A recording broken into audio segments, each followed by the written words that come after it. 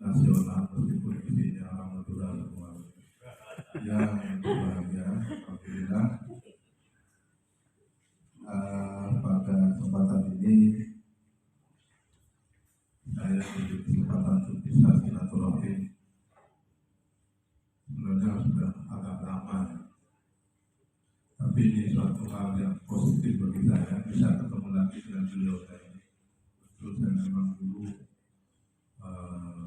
menemani beliau cari data karena ada proyek dari luar negeri, jadi beliau yang dapat proyek, saya hanya mengajarkan saja gitu. Ada selamatannya juga.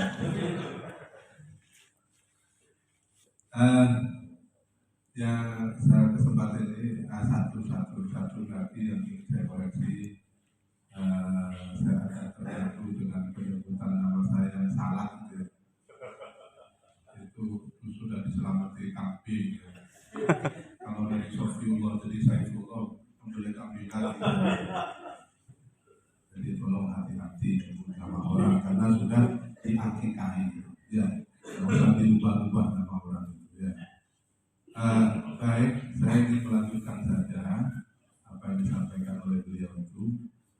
Kalau menjudulnya ini canggih ya, buat saya lihat yang mendengarkan sudah saking canggihnya beda ke alam lain ini gimana?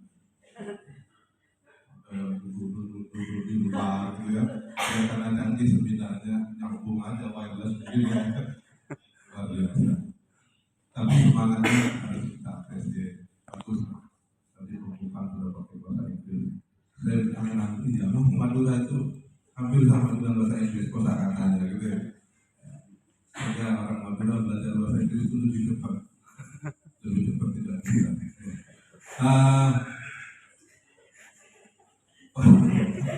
Jangan terlalu serius lah.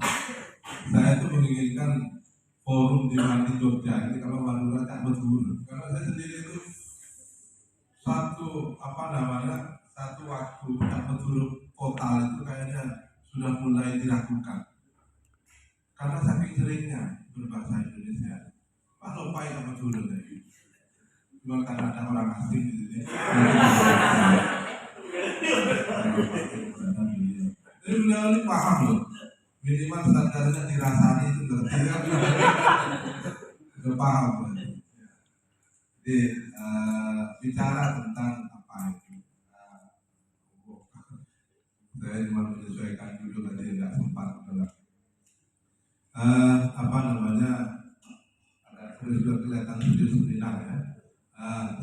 Tantangan tadi sudah diantarkan sangat baik. Saya tidak tahu dipahami apa tidak. Menyebut anti-corner itu sama dengan anti-ten itu saya kira itu sangat masyhur gitu. Meskipun tidak sejaman, tapi minimal kalau Anda aktif di bidang komunikasi informasi itu sangat terutama dalam konteks futuristik ya. Itu mestinya mengenal nama itu. Ya, tidak perlu diakhiri dengan shollu ala nabi gitu ya. Kalau saya ingin menyoroti dalam perspektif pesantren saja, makanya dalam saya buka dengan surat Al-Tawbah 122. Saya pernah diundang bicara soal ini, the strategic role of pesantren in the future di Madura, di Kabupaten Canberra ya, di Kabupaten Canberra di NU Australia National University sebelahnya sebentar. Nah ini juga kritikan sebenarnya, harusnya jangan bata-bata. Ya terbantah itu. Kalau bata-bata sudah hilang Maduranya, ya kan? Ya kan? Di Australia itu namanya aborigin semua. Ya lu nggak ada apa-apa. Tidak pakai gaya lu, nggak ada gitu. Turun tuanya pakai bahasa Madura, gitu ya. Oh, di sini bata-bata jadi hilang, sense of Maduranya itu hilang. Ya kan? Mana lagi? Tanah merah jadi merah, jadi tanah merah. Sense Maduranya itu hilang. Kita harus bangga memperkenalkan bahasa Madura yang terkenal sangat ekonomis. Ya. Kalim balik ya, Al-Jawami Al-Kalim itu yang Madura itu singkat padat berisi. Itu bahasa Madura, malah dirangkai Al-Kalim. Malah rupanya di Sumedang itu nama-nama daerah ditambahkan. Ya. Tanah merah jadi merah jadi tanah merah, Terbentang jadi Batal, sampai Gulu itu jadi gulu-gulu. Mana ada bahasa gulu-gulu? Kok di Indonesia ngapain? Ngapain di Indonesia? Ya sudah, gulu itu Madura gitu loh. Jadi orang paham ini Madura. Gak perlu di Indonesia kan, ini dipaksa masuk KBBI ya nggak repot juga gitu. Dia sudah gulu kasar Madura. Makanya kadang nggak ada tingkah, taman anak-anak. Itu saya kira itu penting, kebanggaan kita nasionalisme Madura itu harus ditingkatkan. Nggak usah di Indonesia kan, dari mana kamu? Terbentang itu berarti Madura. Kalau Batak kan masih jangan-jangan di Sumatera, ya kan? Jangan-jangan di daerah lain. Sulawesi ada, terus bangga. Ya sudah, dulu terbentang, Bungke repot juga, masuk Dungki.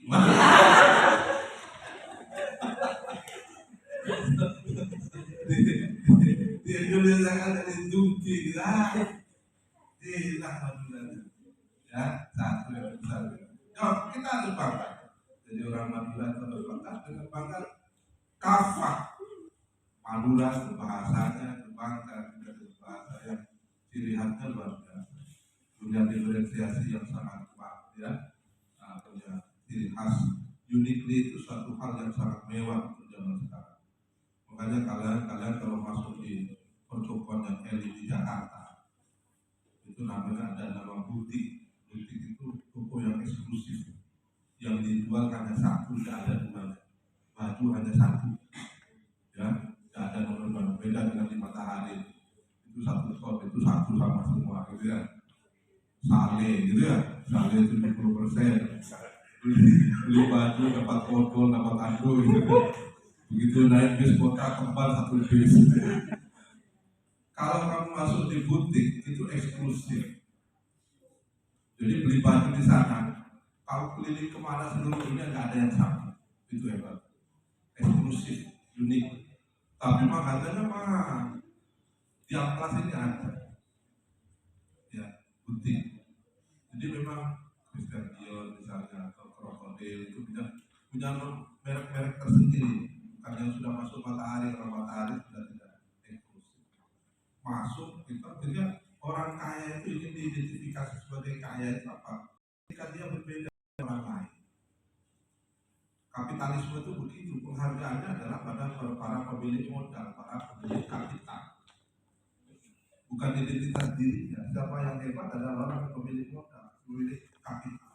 Maka kapitalisme.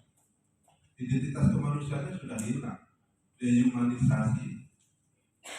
Kejati dirinya tidak ada, yang dihargai adalah dia pemilik modal atau bukan. Sehingga orang kaya itu ingin disebut kaya apa? Kalau masih tim sama petugas hotel di boy, masih dia 1 juta.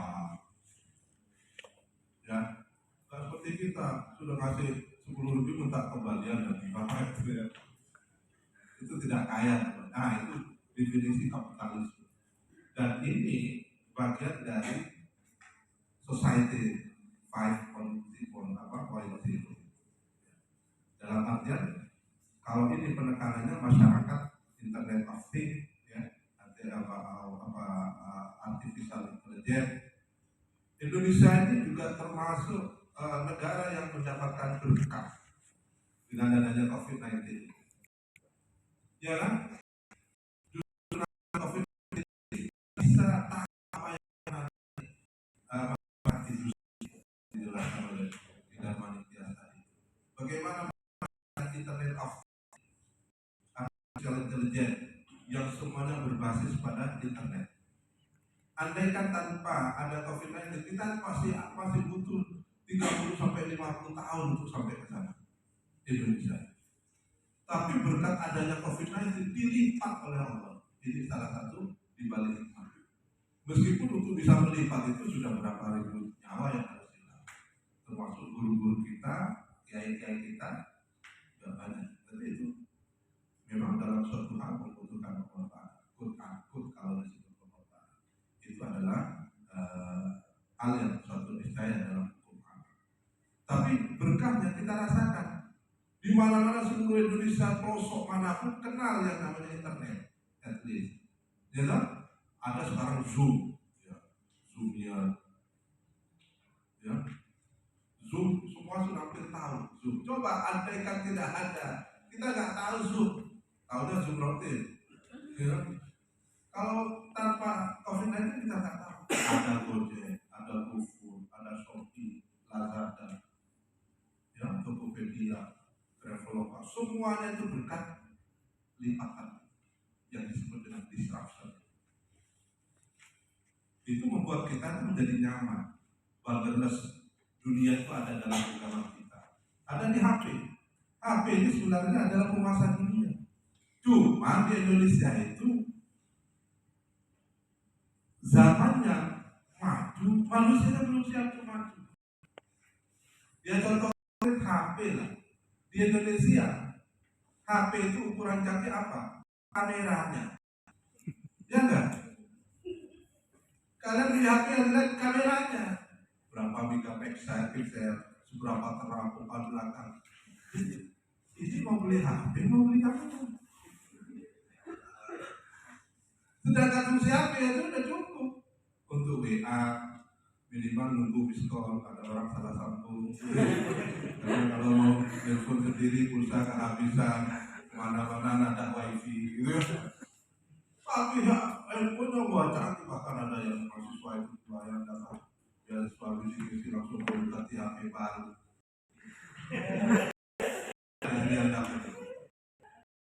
Ganti HP baru. Yang dicari apa? Kriteria canggih HP itu kamera. Kalau kalian ke luar negeri, ke Jerman, ke Eropa atau ke Australia, barusan kita dari sana. Di sana itu handphonenya jadul-jadul mahasiswa. Handphone 1 juta umat, Nokia itu masih dipakai oleh mahasiswa. Kenapa? HP adalah untuk alat komunikasi. Bagi mereka komunikasi ya ini. Kalau foto-foto yang dia punya foto yang lebih canggih, khusus untuk foto. Nah, itu namanya orang modern itu kayak gitu, tahu penggunaan. Kalau sini kan ya, yang penting kameranya, foto, karena yang lainnya nggak berfungsi. Alat komunikasinya nggak berfungsi. Kenapa? Kehabisan pulsa itu. Di HP canggih itu apa? Kalau ada kamera depan belakang itu berarti sudah canggih. Anda sudah bisa menguasai itu dengan telekonferensi. Itu diri. Dan kamu pasti kalian sudah depan belakang semua. Tapi apa yang berfungsi? Enggak. Ya. Kenapa? Yang dicari wifi itu gratisan. Ada curahan, catering juga.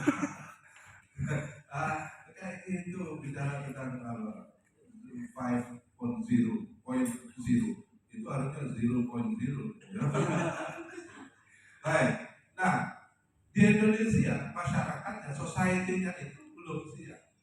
Tapi zamannya sudah memaksa kita untuk siap. Akhirnya terjadi banyak hal, penyakit-penyakit masyarakat yang tidak siap berhadapan dengan kemajuan informasi itu apa? Ya saya sampaikan tadi ada disruption, ada post-truth. Post-truth itu artinya apa? Kita gelagapan. Kebenaran sekarang yang muncul di media itu bukan kebenaran yang berdasarkan fakta, tapi kebenaran yang berdasarkan opini yang terus-menerus disampaikan. Itu post-truth. Dia enggak? Coba medsos itu. Apalagi dengan zaman sekarang. Apa saja, padahal itu pasti fitnah. Hoax itu benar. Kenapa? Karena dia terus-menerus dibombardir dengan itu. Jadi kebenaran bukan based on fact, tapi based on opinion. Itu postur. Dan sekarang terjadi. Sehingga kita masyarakat kita menjadi tidak mengerti mana kebenaran yang hakiki, kalau hakiki dan kebenaran semua. Sesuatu yang benar menjadi salah, sesuatu yang salah menjadi benar. Muncul itulah era fitnah. Ya kan, Anda tak baca, apalagi kalian ini ya dapat WA, kiriman WA. Nah ini juga literasi kita itu rendah, punya minat bahasa baca yang tinggi, tapi daya bacanya. Cirinya apa? Senang baca yang sifatnya provokatif, judul yang provokatif. Ya, kalau ada kiriman WA provokatif, langsung di-share. Padahal di sini apa nggak paham. Yang penting judulnya itu aja menarik, langsung di-share. Kalau dapat kiriman WA yang agak panjang, pasti nggak dibaca. Kenapa? Daya bacanya rendah. Apalagi suruh baca buku, yang dilihat apa? Tebal enggak? Kalau udah tebal udah ngatur duluan. Itu masyarakat kita. Ya, tingkat daya baca kita itu rendah. Meskipun minat bacanya tinggi. Sehingga yang dibaca adalah yang kulit-kulitnya saja. Kalau suruh beli buku, wah hebat. Orang tua bilang, wah Pak, kirim Pak, ya, mau beli kitab. Apa? Kitab Sofes Muslim atau Al-Bajuri, Sarah, Sofes, Pori, masih tidak beli itu, tapi dipajang. Setiap hari dibersihkan, ya, hingga dijual lagi masih tinggi. Ya, dijual lagi masih tinggi. Coba ya, apa dipakai, dibaca buku-buku itu problem. Masyarakat kita, society kita itu tidak siap SDM-nya, tapi zaman sudah memaksa kita. Kemajuan teknologi informatika itu memaksa kita ada di alam yang sangat modern, meskipun kita tidak. Akibatnya apa? Kita tetap menjadi dalam budaya konsumtif yang justru semakin tinggi. Ada mahasiswa itu jualan pulsa, ya, jualan pulsa, penghasilannya berapa dia? Tapi baru dapat penghasilan 3 pulsa terjual, makannya di mau gaya, handphone gampang, yang ada pulsanya cuma 2, itu pun sisa-sisa. Gaya itu yang nomor 1. Kenapa? Karena kapasitas diri belum siap untuk beradaptasi dengan kemajuan teknologi. Akhirnya kita menjadi korban teknologi. 1, post-truth. Kita nggak siap. New normal memaksa kita untuk beradaptasi dengan kecanggihan teknologi. Kalian tahu Elon Musk? Pernah dengar Elon Musk? Mas Delon. Mas Delon. Ada lucu ya. Dulu sekitar Najon. Jojo. Elon Musk itu pemilik Tesla, mobil listrik. Beli mobil angkut rendah, sekarang sudah mulai banyak ya. Budi gitu kan, ikonik kemarin jadi mobil. Sekarang sudah itu penciptanya Tesla itu Elon Musk. Dia sangat kaya, bahkan beli pulau khusus di Amerika. Dia eksperimen untuk bisa membuka perumahan di bulan. Kenapa? Di bumi sudah semakin sesak. Ya, dia ingin eksperimen. Makanya dia menawarkan sekarang jalan-jalan ke bulan. Nah, kalau kalian punya uang bisa lenjer ke bulan. Tidak terlalu murah, tidak terlalu mahal. Cuma sekitar 17 miliar sekali. Jadi kita sampai ke bulan, belum nanti gitu ya. Kalau cerita bulan ingat ceritanya Habibie saya. Ini fenomenal untuk ke Madura itu ya. Cerita Habibie terukir. Wah, dalam rangka misi jembatan Suramadu karena saya ikutin Suramadu. Tim yang agak berhadapan dengan para kiai-kiai sepuh. Saya masuk di tim yang ini. Karena saya tetap ngotot Suramadu harus ada. Ini kemudian itu namanya tawakuf haji yang tawakuf. Sementara yang ditakutkan oleh orang kiai sepuh itu nanti imbas dari Suramadu, pasti akan ada imbas budaya, imbas anuat, itu akan semakin Madura rusak. Salahnya Habibie ngajak Kiai Madura ke Batam dan Singapura. Yang dilihat apa? Masih ada kalau Kiai. Nah, ke Singapura aja tahlilan di masjidnya gitu loh. Itu ada ke Madura. Dilihat ke mall-mall yang dilihat apa? Yang mall-mallnya itu kan. Yang cewek itu dikit-dikit tapi bajunya enggak. Itu dilihat itu Kiai. Masih ada yang dilihat. Akhirnya semakin menolak. Wah ini Madura jangan di Singapura kan. Ya. Tapi dengan cerita saya cerita waktu itu ke Imam Mekah, tapi nggak sebut boleh saya sebut namanya pondoknya. Jadi diskusi kami ini cerita bagaimana kemajuan teknologi udah sampai ke bulan. Oh, kayak itu mendengarkan nggak kaku, tapi lihat ekspresi kayak itu nggak kaku. Terhadap Habibie, kok cuma sampai ke bulan? Ini sudah terbang, kenapa nggak terus ke matahari?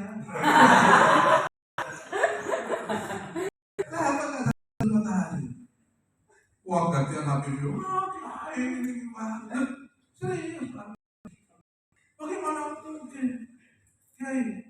Kita jarak 1000 tahun aja sudah terbakar. Sekian ratus ribu kilometer kita udah terbakar. Wah, Habibie tidak pernah ngaji kita. Bingung nggak begini? Ada kitab, ada. Fathul Qorib aja ada itu. Kaifiyatus Safar. Habibie tahu bingung nih. Yang benar. Terus gimana caranya berangkat? Dia gampang. Berangkat setelah maghrib, pulang sebelum subuh.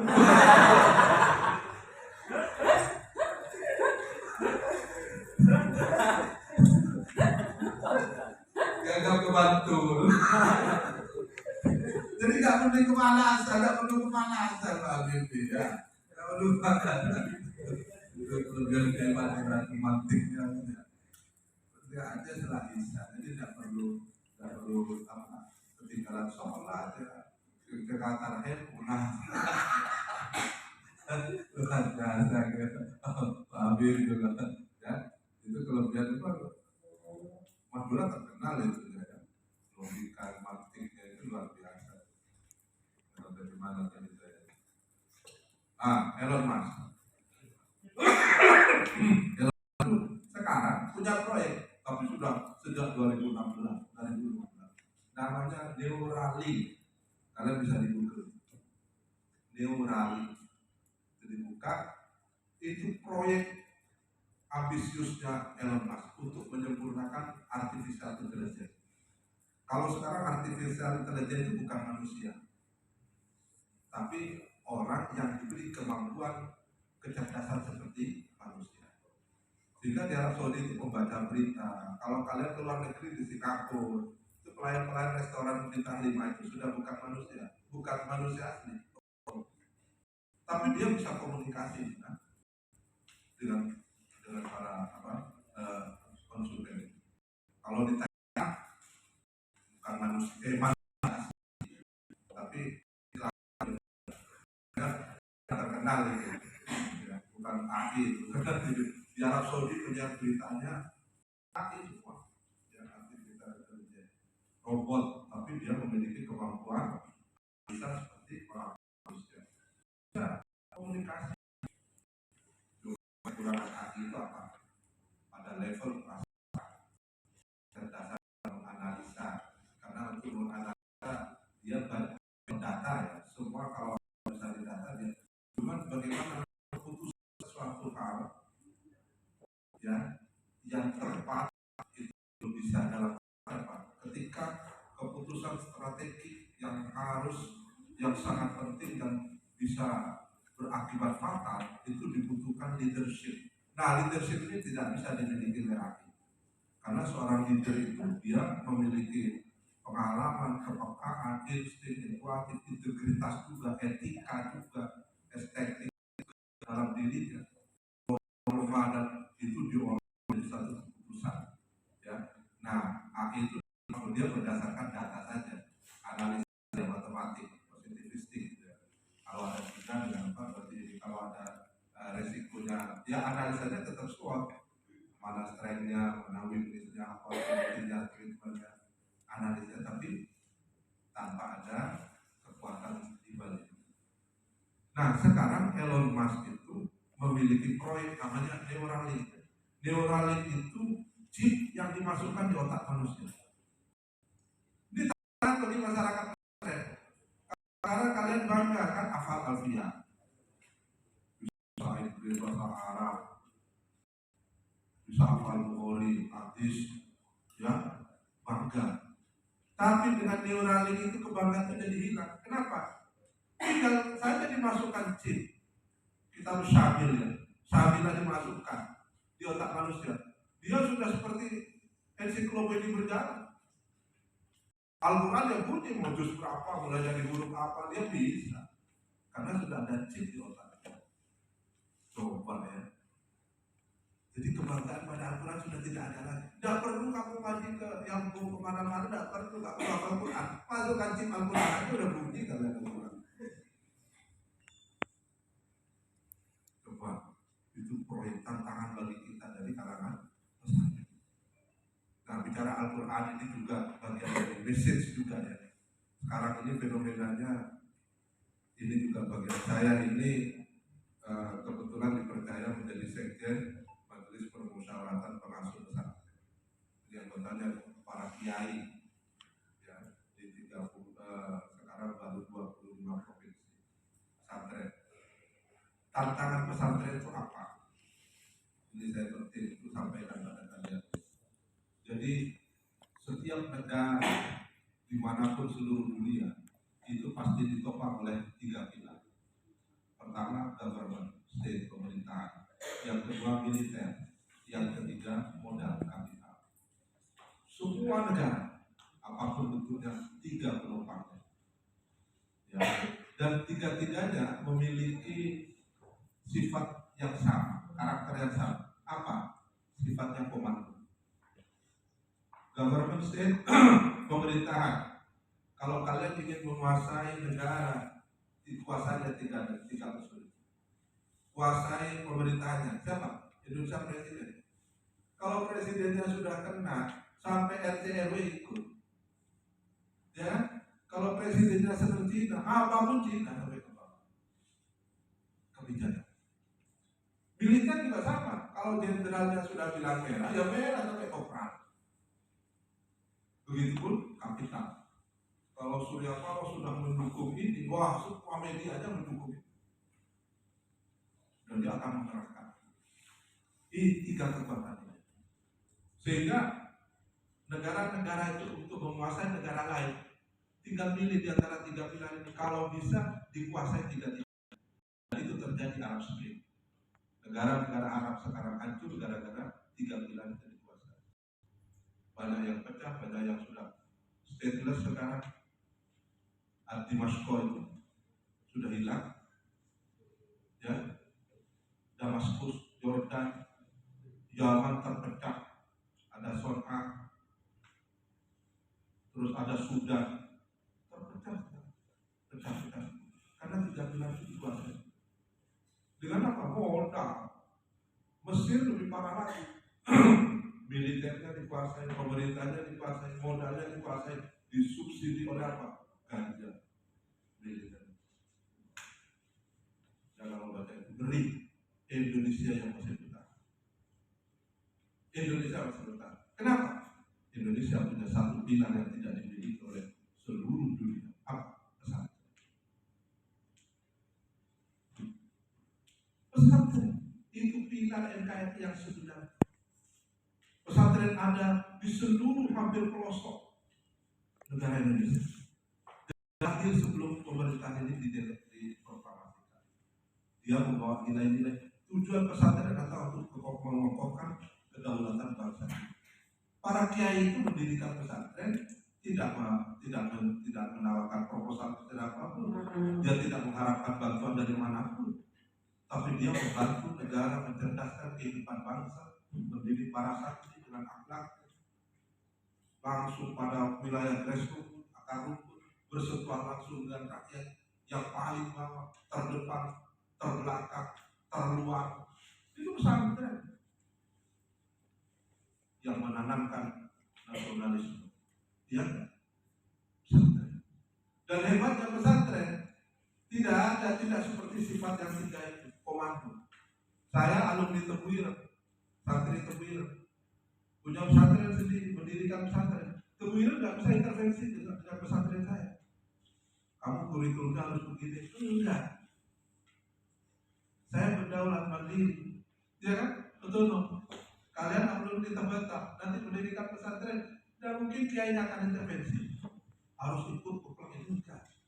Kalian punya kewenangan, punya otonomi, ya, punya otonomi. Raja kecil bahasanya Gus Dur, subkultur. Sehingga pada masa Obama, Hillary Clinton sebagai Menteri Luar Negeri datang pertama. Di Indonesia itu kalau untuk mau dikuasai apa caranya? Pesantren ini harus dirusak. Pemerintah ya mudah, militer dan kapital mudah. Karena pesantren ini yang masih kokoh, di bawah ilang dana luar biasa, unlimited. Tawarannya apa? Kurikulum saya yang menentukan, Amerika yang menentukan. Pesantren tingkat itu saja. Berapapun kebutuhan pesantren kami penuhi. Apa yang terjadi? Gagal. Ada beberapa pesantren besar yang didekati, ada yang setuju, ada yang tidak. Tapi pesantren besar pun yang setuju ternyata alumni kita nggak setuju, ya nggak jalan. Gagal. Balik lagi. Jadi pesantren dirusak begitu nggak bisa. Kenapa? Meskipun kalau di Jawa ini Tebuireng pernah, apakah lalu alumninya bisa nggak bisa? Tidak seperti itu. Pesantren sam'an wa ta'atannya itu berbeda dalam konteks manajemen pesantren. Diberi kebebasan oleh kiai, ya, kita otonomi dalam pesantren. Itu kelebihan pesantren. Tapi sekarang dengan cara itu tidak bisa. Caranya apa? Dibuatlah pesudut pesantren, pesantren imitatif, pesantren KW, imitasi. Ya, apa? Di Jogja kalian lihat ada pesantren yang kiainya pakai SK rektor. Ya enggak? Lu gimana kiai kok diangkat rektor itu? Kalau nggak suka ya dipecat sama rektornya, dicabut SK-nya, selesai dia jadi kiai. Ya, ada pesantren di Jogja masih yang punya orang mungkin punya uang yang pusing, bingung dengan uang, dia akhirnya bikin pesantren. Setelah bikin bangunan pesantren lengkap, bingung cari kiainya. Masuk orang, ini kurang ajarnya, dicari kiainya. Syaratnya ini dikait masuk. Saya pilih. Syaratnya ini terakhir kurang ajarnya apa? Membawa surat kelakuan baik dari polisi. Kiai itu membawa surat kelakuan baik. Gimana? Itu cara orang menghancurkan pesantren. Cara orang menghancurkan. Belum lagi pesantren yang bawa ideologi tertentu. Wah, belum utama maksud besar dengan ideologi tertentu. Ini tantangan, ya, tantangan dari alumni Tabata ini untuk mempertahankan eksistensi pesantren. Gaya genuine pesantren kayak Tabata ini. Sekarang banyak pesantren, apalagi dosen-dosen menangkap mahasiswa berluang, kos-kosan dikasih merek pesantren.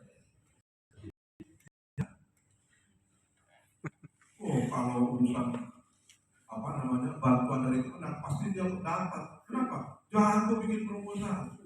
Sementara pesantren yang asli kayak Tabata itu mana peduli kiainya. Administrasi paling lemah, suruh melengkapi dana dari pengeran ke Joko, begitu. Akhirnya bantuan pemerintah itu banyak yang salah. Kebetulan direktur pesantrennya kan orang Kuit, Pak Waryono. Jadi banyak laporan ke kita. Kalau bantuan pesantren itu misalnya ada 150 pesantren, pasti kita itu yang dari kita akan lebih dari 50. Kenapa? Syaratnya portofolio administrasi kita nggak bisa memenuhi. Terlalu banyak pesantren. Paling yang bisa pesantren yang tidak tua-tua, yang tidak sepuh ini. Pesantren